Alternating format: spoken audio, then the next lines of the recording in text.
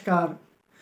दोस्तों बहुत दिनों से मुझे रिक्वेस्ट आ रही थी ट्विटर पे और फेसबुक पे कि मुझे जीटीएल इंफ्रा के बारे में रिव्यू करना चाहिए कि क्या बिजनेस है, क्या काम करते हैं ये लोग। तो आज दोस्तों उसी बारे में हम बात करने वाले हैं। तो हम बिजनेस के बारे में बात करेंगे कि क्या बिजनेस करते हैं, उसके रेशियो समझेंगे, उसके प्रमोटर उसकी होल्डिंग समझेंगे कि किस किस कौन कौन से इसमें इन्वेस्टर्स हैं, और आगे बिजनेस प्रोस्पेक्ट्स कैसे हैं इसके, ये भी समझेंगे दोस्तों। तो चलिए शुरू करते हैं। तो दोस्तों वीडियो में आगे बात बढ़े उससे पहले मैं आपको बता दूं, मैंने एक एक्सेल शीट डेवलप की है जिसमें आप अपनी इनकम ट्रैक कर सकते हैं, अपनी इन्वेस्टमेंट ट्रैक कर सकते हैं, अपनी एक्सपेंसेस ट्रैक कर सकते हैं। आप अपनी इन्वेस्टमेंट किस किस तरह की इन्वेस्टमेंट करना चाहते हैं, कहाँ कहाँ आपको इन्वेस्टमेंट करनी है, यानी कि आपको चाइल्ड एजुकेशन के लिए कितना कॉर्पस चाहिए, चाइल्ड मैरिज के लिए कितना कॉर्पस चाहिए, और या फिर आपको रिटायरमेंट के लिए कितना कॉर्पस चाहिए, ये सब आप उस एक्सेल शीट में कैलकुलेट कर सकते हैं दोस्तों। तो अगर आपको एक्सेल शीट चाहिए तो आप वीडियो में कमेंट कर दीजिए और वीडियो को लाइक कर दीजिए, वो एक्सेल शीट मैं आपको भेज दूंगा। और अगर आप हमारे साथ जुड़ना चाहते हैं लॉन्ग टर्म इन्वेस्टिंग के लिए तो दोस्तों टेलीग्राम का ग्रुप का लिंक भी डिस्क्रिप्शन में है, वो भी आप ज्वाइन कर सकते हैं। तो हो गई मार्केटिंग, अब बात करते हैं बिजनेस के बारे में। तो दोस्तों बिजनेस का नाम है जीटीएल इंफ्रा। सबसे पहले हम इसके बिजनेस के बारे में बात करेंगे कि क्या बिजनेस करते हैं। तो दोस्तों ये क्या इनका क्या बिजनेस है, मेनली दो बिजनेस करते हैं। एक तो ये कहते हैं कि ये टावर लगाते हैं जो कि टेलीकॉम कंपनीज के लिए यूज़ होता है, जैसे कि जियो है, वोडाफोन है, आइडिया या फिर और भारतीय एयरटेल है। अब तो सिर्फ दो ही कंपनीज रह गई हैं मेनली। तो उनके लिए टावर्स लगाते हैं, यानी कि ये कहीं एक टावर सेटअप करेंगे, कहीं उसके बाद ये रेंट पे देंगे कंपनीज को टावर। जो भी इस पर टावर लगाएगा वो इनको रेंट पे करेगा। तो दोस्तों ऐसे ऐसे इन्होंने ये कहते हैं कि इन्होंने 28,000 टावर्स लगाए हुए हैं 22 अलग अलग टेलीकॉम सर्कल्स में। तो ये क्या करते हैं, जो दूसरा बिजनेस है इनका, जो बिजनेस है ये कहते हैं कि जब इनका टावर सेटअप हो जाता है या फिर उसके बाद जो कंपनीज वहाँ पे अपना जाके सेटअप कर लेती है उनके, जैसे कि भारती हुआ, एयरटेल हुआ, या फिर जाके फिर रिलायंस जियो हुआ, जिसने अपना टावर वहाँ पे सेटअप कर लिया, इनके टावर पे जिन्होंने अपने सिग्नल सेटअप कर लिए, उसके बाद उसको पावर सप्लाई की ज़रूरत होती है। तो ये पावर सप्लाई इस प्रोवाइड करते हैं दोस्तों, अनइंटरप्टेड पावर सप्लाई प्रोवाइड करते हैं ये। तो ये कहते हैं कि ये क्या क्या चीज़ें करते हैं, आप उसको पहले इसके बिजनेस के बारे में समझने के लिए। तो ये कहते हैं कि हम मैपिंग करते हैं कि हमें किस किस पर्टिकुलर एरिया में किस जगह पे नेटवर्क लगाना चाहिए, जिससे कि ये मिल सके कि वहाँ पे कितना ज़्यादा ट्रैफिक आएगा और कितना ज़्यादा लोगों को फ़ायदा होगा। और उसके बाद ये फिर टेरेन में अलग अलग टेरेन्स में लगाते हैं, जैसे कि पहाड़ में लगाना है या समुद्री इलाके में लगाना है या फिर प्लेन्स में लगाना है या प्लेट्यू में लगाना है, कहाँ पे लगाना है, ये सब उसकी ये उसमें भी जाके लगाते हैं। और ये कहते हैं कि इन्होंने जो सबसे ऊपर आज तक का सबसे बड़ा टावर लगाया है वो रूरल एरिया में लगाया है, वो 40 मीटर का सबसे ऊंचा टावर इन्होंने अब तक लगाया है दोस्तों। ये तो हुई बिजनेस की बात। अब अगर आगे हम बात करें अगर इसके बारे में कि ये क्या कहते हैं कि इससे क्या होगा, जो ये टावर लगाते हैं इससे कंपनीज को क्या फ़ायदा होगा, क्यों इनके कंपनी खुद टावर ना लगा के इनके टावर यूज़ करे। ये कहते हैं कि उनको जो कंपनीज हैं जैसे कि रिलायंस है या फिर एयरटेल है, उनको कैपेक्स नहीं करना पड़ेगा, क्योंकि दोस्तों इस पर कैपेक्स खर्च होता है, कैपिटल एक्सपेंडिचर लगता है और उसमें मेंटेनेंस भी होती है, ये सब होता है। तो इससे उनसे बचने के लिए दोस्त क्या करते हैं, इनका टावर जो है वो रेंट पे ले लेते हैं और बस इनको सिर्फ एक पेमेंट करते हैं, बाकी मेंटेनेंस वगैरह सारा इनका खुद का होता है।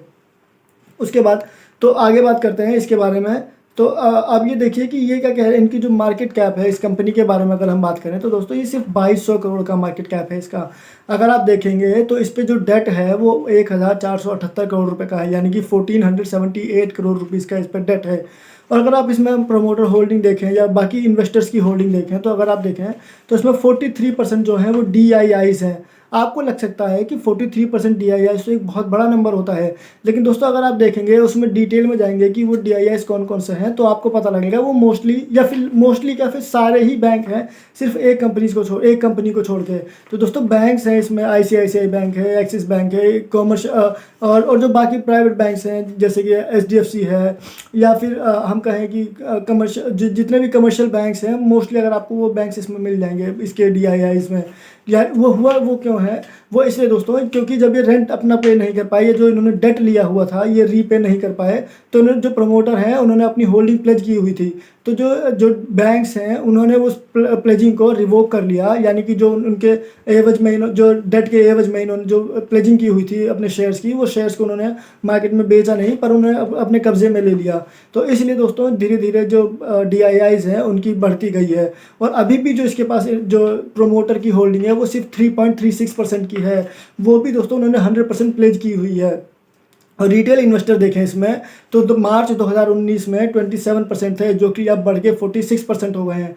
कहने का मतलब ये है कि जो रिटेल इन्वेस्टर हैं वो इसमें धीरे धीरे बढ़ते जा रहे हैं, और जो एफआईआईस हैं वो इसमें से अपना पैसा निकालते जा रहे हैं। वो मार्च 2019 में लगभग 3% के आसपास थे, अब वो घट के 1% के आसपास रह गए हैं, यानी कि वो पूरा निकालते जा रहे हैं। और हो क्या रहा है, सारा पैसा, ये सारा जो है, जो पैसा पे कौन कर रहा है, ये आप और मैं रिटेल इन्वेस्टर पैसा पे कर रहे हैं जो एफआईआईस को निकलने के लिए।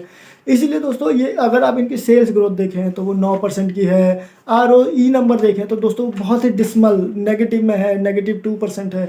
तो आप सोचिए दोस्तों, जिसमें प्रमोटर की होल्डिंग 3% हो, डीआईआईज ने 43% तो है, लेकिन वो कोई काम की नहीं है, क्योंकि वो अपना स्टेक कुछ यूज़ नहीं करने वाले हैं, कुछ उसमें बढ़ाने वाले नहीं है, कुछ नहीं करने वाले, वो तो बिल्कुल बेकार है। जो डीआईआईज हैं वो सिर्फ उसका अपना पैसा वापस चाह रहे हैं, तो उन्होंने इसलिए प्लेज की ये शेयर्स उन्होंने अपने कब्जे में लिए हुए हैं।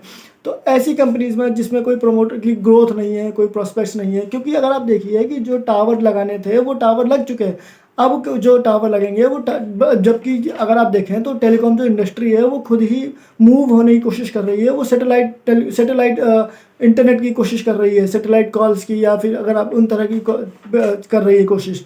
तो आप देखिए कि टावर्स दोस्तों इतने ज़्यादा यूज़ होने वाले नहीं हैं, या फिर इतने ज़्यादा इस्टेब्लिश होने वाले नहीं हैं। इसलिए अगर आप देखें तो इस कंपनी को आपको, मुझे नहीं लगता कि आपको इस कंपनी में इन्वेस्ट करना चाहिए। बहुत ही ख़राब कंपनी है, बहुत ही ख़राब परफॉर्म कर रही है, जिसमें प्रमोटर की होल्डिंग ही 3% हो, वो भी 100% प्लेस्ड हो। कहने का मतलब ये है कि जिसमें प्रमोटर को ही भरोसा नहीं हो, यानी कि जो कंपनी का एक्चुअल मालिक है उसको ही अपनी कंपनी में भरोसा नहीं है, तो आप और मैं कैसे भरोसा करेंगे इस कंपनी में। दोस्तों मैं तो इस कंपनी में इन्वेस्ट करने के लिए सीधा ही मना करूँगा। मैं तो कहूँगा कि आपको इस कंपनी में इन्वेस्ट नहीं करना चाहिए, बिल्कुल ही अवॉइड करना चाहिए। अगर आपको कोई और कंपनी अच्छी लगती है, या आप चाहते हैं कि मैं कोई और कंपनी आपके लिए रिव्यू करूं, तो उसका आप कमेंट कर दीजिए, वो भी मैं आपके लिए रिव्यू कर दूंगा दोस्तों। तो ऐसी वीडियो देखने के लिए दोस्तों वीडियो को लाइक कीजिए, वीडियो को शेयर कीजिए, चैनल को सब्सक्राइब कीजिए। जय हिंद।